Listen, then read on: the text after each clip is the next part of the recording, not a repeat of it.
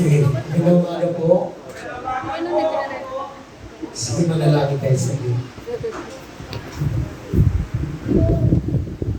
Father in heaven, we thank you for this opportunity once again to turn to your word and to learn from you.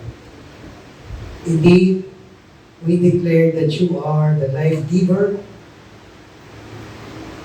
You are the one who breaks our darkness. You are our deliverer. And today, Lord, as we turn to your word, we ask that your Spirit will once again speak to us in a special way. Touch our lives and give us the assurance that no one will leave this place today without receiving a blessing from you, without receiving a message from you. Speak now, Lord, through the power of your Spirit. And for these things we pray in the name of Jesus our Lord. Amen. Okay. The message has been introduced already dun sa pamamagitan ng pagbanggit ng pangalan ng dalawang anak ni Isaac. Po, binigay sa atin yung pangalan si Jacob at saka si Esau. Sa English po, Esau. Hindi po Esau, ha? Yung Esau sa Tagalog. Sa English, Esau. Yun ang basa. Okay. Now, ito, just to give you an overview, si Esau at si Jacob ay kambal. Okay? Kung binasa niyo yung reading assignments, makikita nyo na sila ay kambal. Pero naunang lumabas si Esau. Now, maging sa ating mga Pilipino, kapag kambal, kung sino yung unang lumabas, yun ang tinatawag pa rin natin panganay. No? Meron akong kilala nung ako ay nasa elementary, may mga kaibigan kami na para hindi malito yung mga teachers kasi magkakamukha talaga. Tatlong magkakapatid to, pinag-iwahiwalay sila ng section.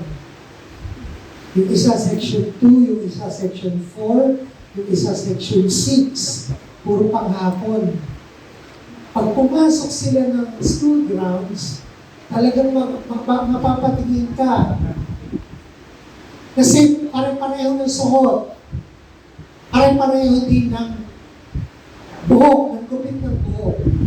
Ang daming na iba yung isa sa kanan, ang hati, yung isa sa gitna, yung isa sa kaliwa, ang gitna. At pinangalanan silang Melchor, Gaspar, at Baltasar. Pero, sa tatlong yon, ang tinuturing na panganay yung si Melchor. Nasa section 2. And then yung middle child ay si Gaspar at yung bunso ay si Baltasar.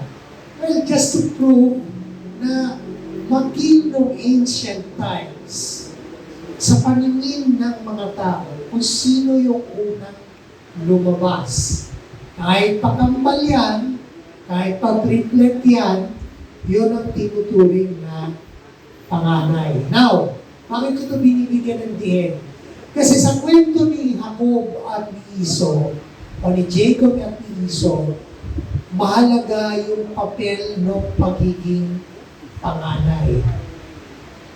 Many times, narinig nyo na yan kay Leo, no? Yung tinatawag na birthright. And we will speak about that later on as we go along with our study. Now listen, pakinig po. It will be hard for us to go through the chapters one by one. Okay? Are you hearing me? Now, the thing that we can do is this. Kaya binibigay sa inyo yung reading assignments ahead so that mabasa niyo yun sa bahay. Tama po ba? Sino po nagbasa? Okay, mabuti, marami-rami. Pwede bang dagdagan natin yung magbabasa? Para ma-appreciate niyo lalo yung tinuturo ng salita ng Diyos. Ngayon, ang reason kaya ako sinasabi to, para po magawa natin pag-aralan specific passages na lang. Kasi kung ginawa niyo yung inyong reading assignments, pagdating dito, pwede na lang tayong mag-focus sa specific passages para dun sa message. Nagkaintindihan po tayo? Okay, I hope so. Okay, so today, before we focus on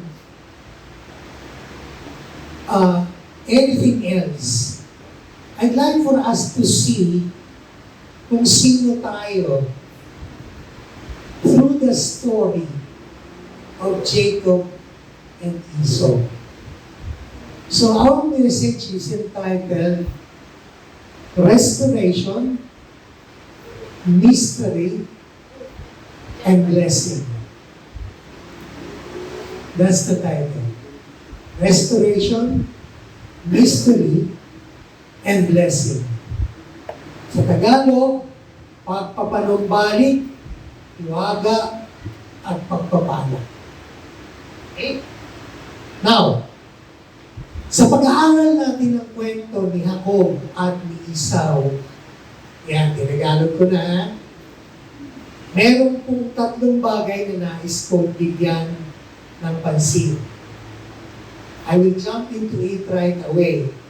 Now, if you remember, in your reading assignment, there was one time, na si Esau ay nangaso. Okay? He went hunting. Unfortunately, wala siyang nahuli kahit ano. So pag uwi niya, gutom na gutom siya. Yung gutom niya, nung makita niya yung kapatid na si Jacob, na merong stew. Ayan. Gusto na pala noon ng stew. Nagutom siya. Dahil gutom siya, humingi siya.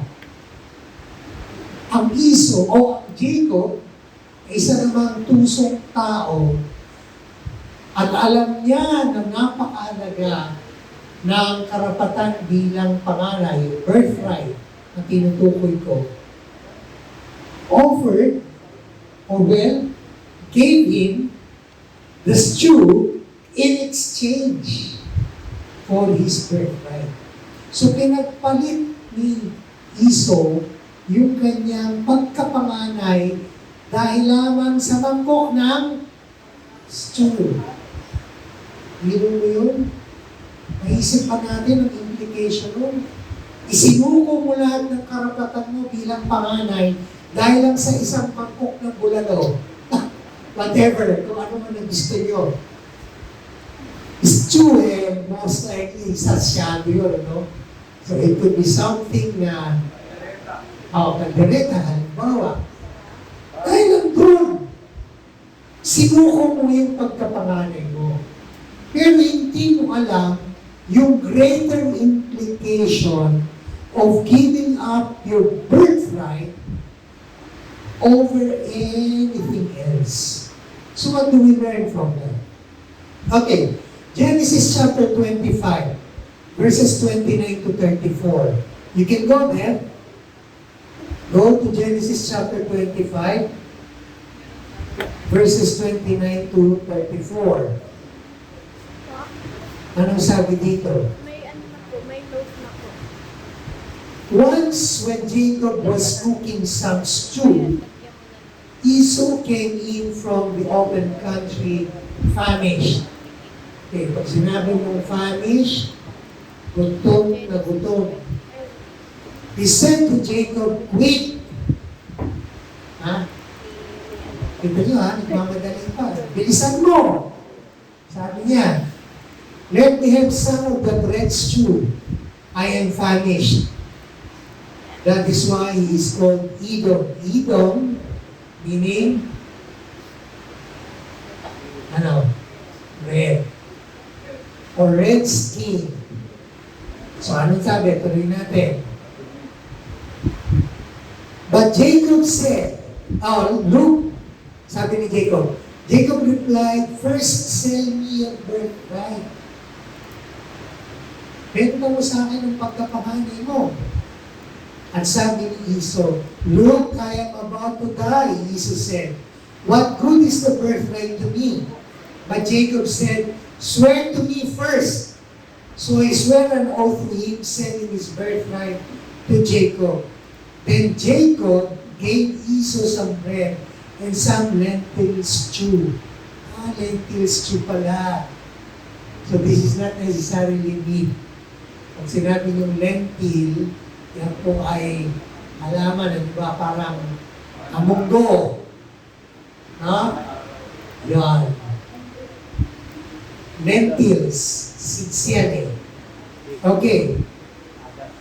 Then, he ate and drank and then got up and left.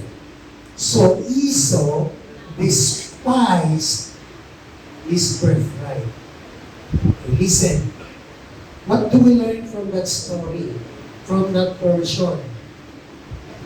Number one, when we choose temporal things or temporal value over things of eternal value, we forfeit our birthright as Christians. Sa oras na pinagpahalagahan natin, yung mga bagay na lumilipas sa ibabaw ng mga bagay na pangwalang hanggan, tayo mismo para nating iwinawaksi yung ating karapatan bilang mga anak ng Diyos. Paulit-ulit, diniklara natin kanina, ang pangalan ni Jesus ay kapangyarihan. Sa pangalan ni Jesus may kagalingan. Sa pangalan ni Jesus, mayroong lakas. Sa pangalan ni Jesus, ang dilim ay mawawasan. Paulit-ulit yun. Now, here's the problem. Why is it that sometimes we forfeit the benefits of the name of Jesus in our lives? Why? Because just like Esau, we tend to value things that are of temporal nature over things of eternal value. Ano yun? Ano yung mga bagay na temporal? Lahat ng nakikita nyo ngayon dito, temporal. Lahat yan pansamantala. Pati ang katabi mo, pansamantala yan. Yung buhay na taglay mo dito sa mundo, pansamantala yan. Akin ko, may nag-react sa Kingsman eh. Sabihin mo dun sa katabi mo, Kingsman, pati mukha mo, pansamantala. No? Ay, pati mo. So, lahat ng ito temporary. Kasama doon, may mga tao na sobrang pagmamahal sa asawa. Maganda yun. Pero kung mahal mo ang asawa mo, higit sa pagmamahal mo sa Diyos, may problema ka doon. Mahal mo, pinagpapahalagahan mo ang trabaho mo at yung source ng income. Maganda yun. Pero kung mas mahal mo ang trabaho mo, higit sa pagmamahal mo sa Diyos, may problema ka doon. Kasi maraming bagay ang inaagaw ng Diablo sa ating buhay dahil meron tayong tinatawag na misplaced na pagpapahalaga. Yung mga bagay na higit natin dapat pagpahalagaan sa harapan ng Diyos, mas pinagpapahalagahan natin yung sarili natin pinipili na pahalagahan. So yun ang problema. Ganito yung nangyari kay Esau. Dahil sa Panginoong Diyos, mahalaga yung kanyang pagkapanganay. Pero doon pa lang, mas mahalaga sa kanya yung mangkok ng stew kesa sa mga plano ng Diyos, kesa sa mga layunin ng Diyos, kesa sa kanyang karapatan bilang isang panganay. So, bigyan natin ng halimbawa, si Adam and Eve, ano yung pinagpaalaga nila? Yung bunga. Sabi kasi ang sabi sa Genesis 1 o Genesis 2, I'm sorry, isa-isa ko na, Genesis 3, it's not 2, it's not 1, it's 3. In Genesis 3, ang sabi doon, the fruit was desirable. You see? Tanong, ano pong desirable sa inyo? Ha? What's desirable to you? And what is most desirable to you? Because the most desirable thing in your life will determine your steps. The most desirable thing in your life will determine the direction of your life. If God is not most desirable, you are valuing things of temporal nature over things of eternal value. Yun po ang ibig sabihin nun. Yung Tower of Babel, ano ang pinagpahalaga nila? Tingnan. Ano ang pinagpahalaga nila sa Tower of Babel?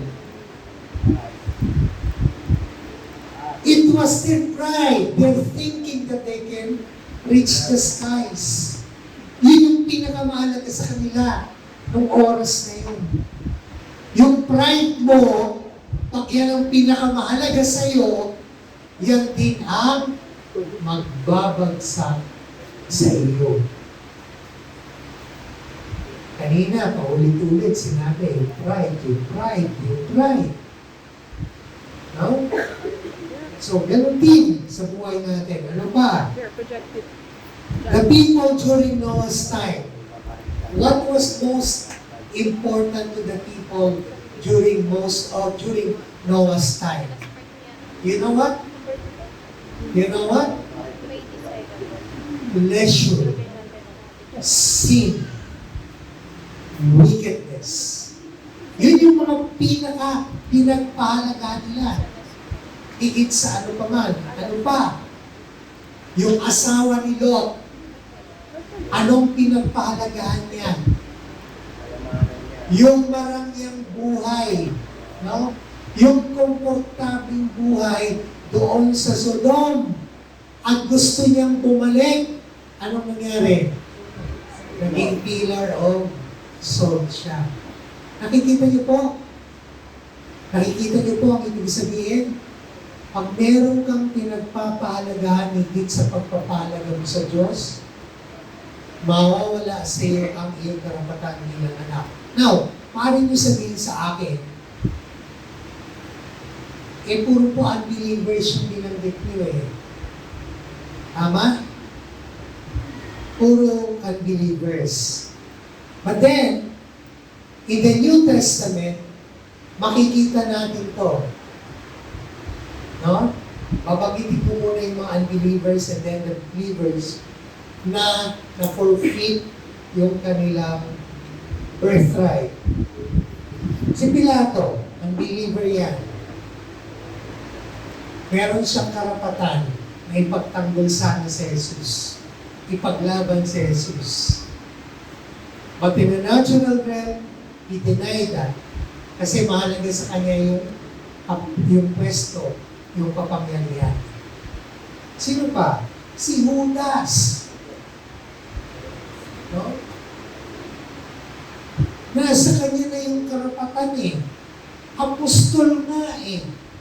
Isa sa 12.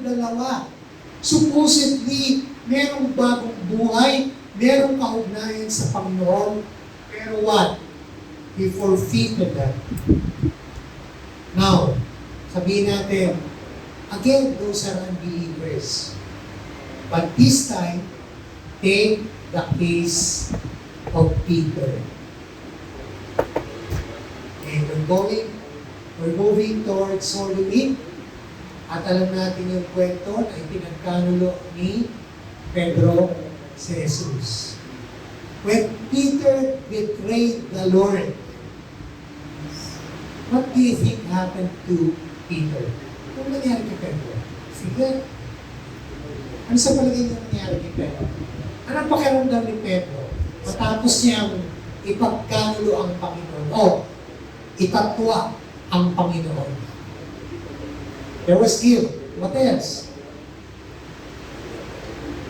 Well, yes, eventually, he repented of that. There was remorse and repentance. Ano pa?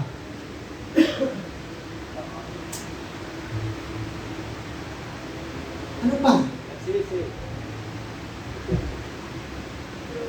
Now, you remember when Jesus was fishing on Resurrection Sunday? Peter said, told the Lord, lumayo ka sa akin, huwag ako. Bakit? Kasi pakiramdam niya, nung oras na tinatwa niya ang Panginoon, napulol yung ugnayan nila ng Panginoon.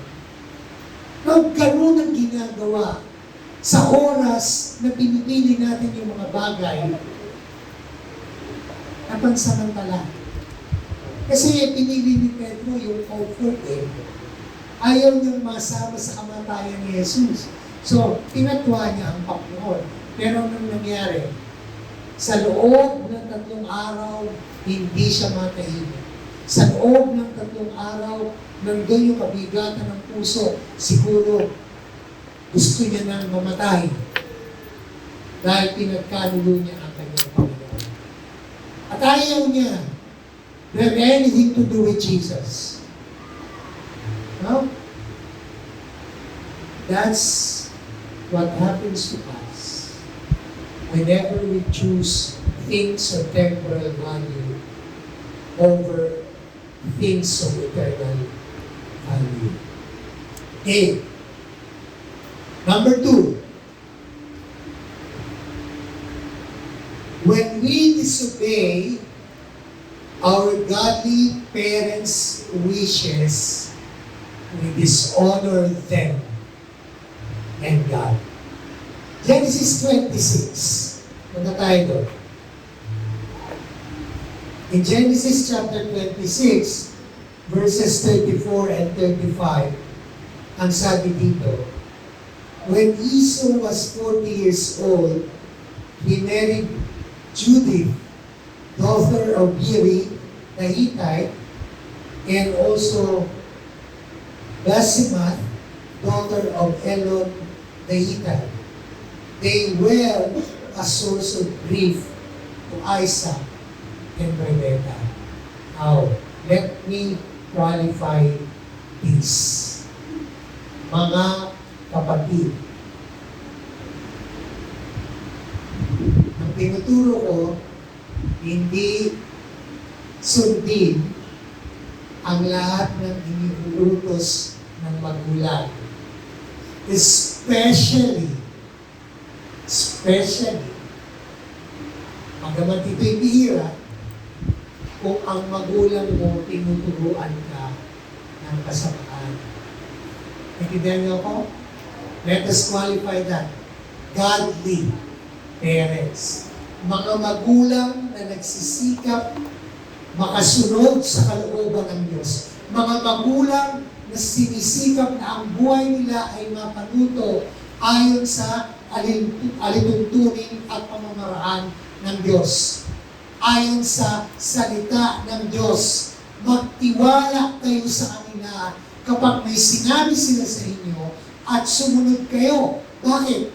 Kasi pagsunod sa kanila ay pagpaparangal hindi lang sa kanila, kundi pagpaparangal sa Diyos na tunay at nag-iisa nating magulang. See, meron tayong mga magulang sa lupa. Pero huwag natin kalimutan, meron tayong magulang sa langit. At yung magulang na yun, higit na dapat nakapangyayari sa ating mga buhay at maging sa buhay ng ating mga magulang. Now, godly parents, seldom will parents wish their children ill. Bira yan. Bira. No? Although kahapon may pinapanood akong reel, hindi ko alam kung bakit tumantong sa ganun yung nanay. No? Yung nanay, tinipon niya lahat ng larawan ng kanyang mga anak. Tinipon niya pati mga diploma at mga certificate o mga anak. At sinunod niya. Tinunan niya yung sarili niya na sinusunod niya yun. At sinasabi niya, habang niya sinusunod yun, mga walang hiya itong mga batang to, matapos na ako ay nagsakripisyo ng ilang taon as an OFW, ganito lang pala ang mararanasan ko sa kanila. So, doon, siguro sa galit nitong inang to, she wished her children ill. No? As gusto niya pa na sabihin na, mamatay na kayo. Puro hirap ang dinanas ko sa inyo. Pabihira ang magulang na gano'n. More so, a godly parent will not do that. Okay, turn for a while to Matthew, chapter 7. In Matthew chapter 7,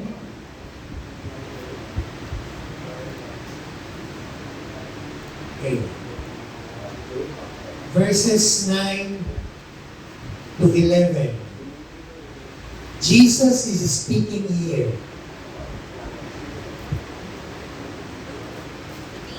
Sabi ni Jesus, which of you, if his son asks for bread, will give him a stone? Or if he asks for a fish, will give him a snake? If you then, tingnan nyo to ha, if you then,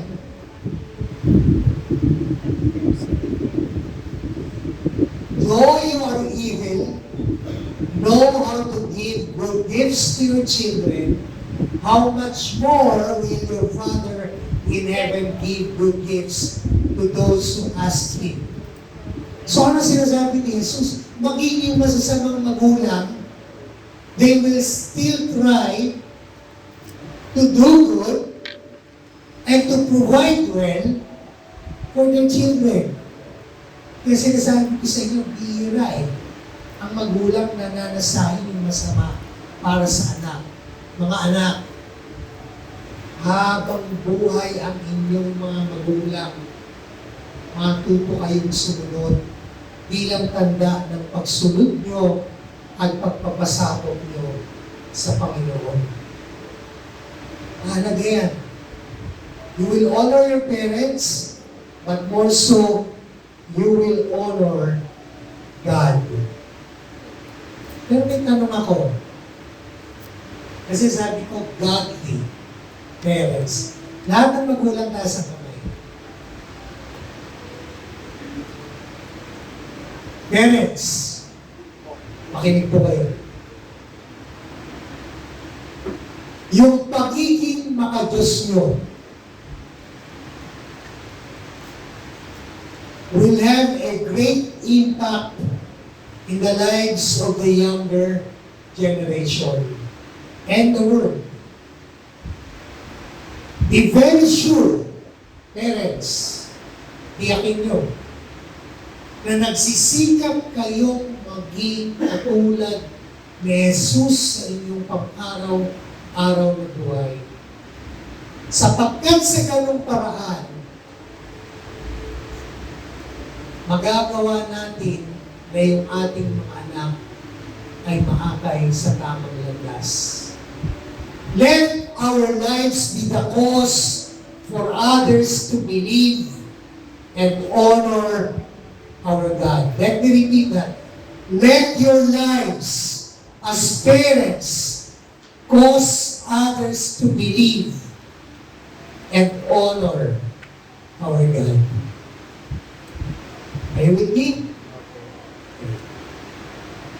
Number 3, that we learn ourselves. What about Jacob and Esau? Deception rips us off from the people closest to us. Sa oras na namayani ang kasinungalingan, okay, ilalayo tayo niyan sa mga taong pinakamahal sa atin. Okay, Genesis chapter 27, in verses 4 to 45, makikita natin yung kwento ni Jacob and Esau. So ano na nangyari? Pakinggan niyo to. Malapit na pong mamatay si Isaac. So gusto niya nang ibigay yung blessing, pakinig, na nararapat para sa kanino? Para saan? Para saan? Para sa panganay. See, bakit sa panganay? Kasi yung panganay ang inaasahang magpapatuloy ng kanilang lahi. Pero higit doon, huwag niyong kalimutan. Balikan natin yung pangako ng Diyos kay Abraham. Na sinasabi ng Diyos kay Abraham, sa pamamagitan ko, pagpapalain